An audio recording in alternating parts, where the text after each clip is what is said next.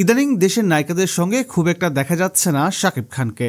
বেশিরভাগ সিনেমায় ভারতীয় নায়িকাদের বিপরীতেই কাজ করতে দেখা যাচ্ছে তাকে। আর দর্শকরাও ভারতীয় নায়িকাদের বিপরীতে শাকিব খানকে দেখতে চাচ্ছেন। ভারতীয় নায়িকারাও কিন্তু শাকিব খানের সঙ্গে কাজ করার জন্য পাগল হয়ে আছেন।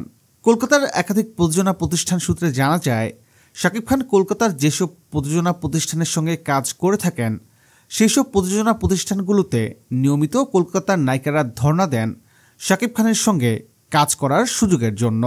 যে করেই হোক, তারা শাকিব খানের সঙ্গে কাজ করার সুযোগ চান। কলকাতার লেডি সুপারস্টার শুভশ্রী, শ্রাবন্তী, পায়েল সরকার, মিমি চক্রবর্তী, সায়ন্তিকা সহ একাধিক নায়িকারা চান শাকিব খানের বিপরীতে কাজ করতে।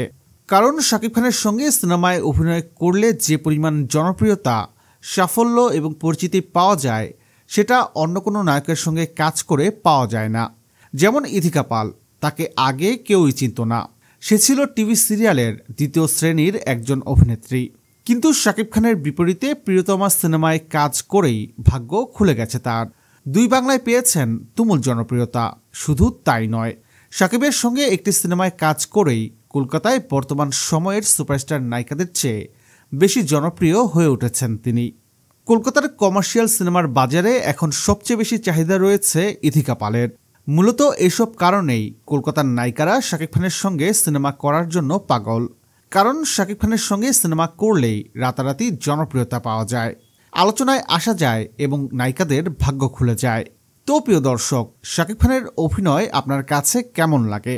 কলকাতার কোন নায়িকার সঙ্গে শাকিব খানকে বেশি মানায়? কমেন্ট করে জানিয়ে দিন।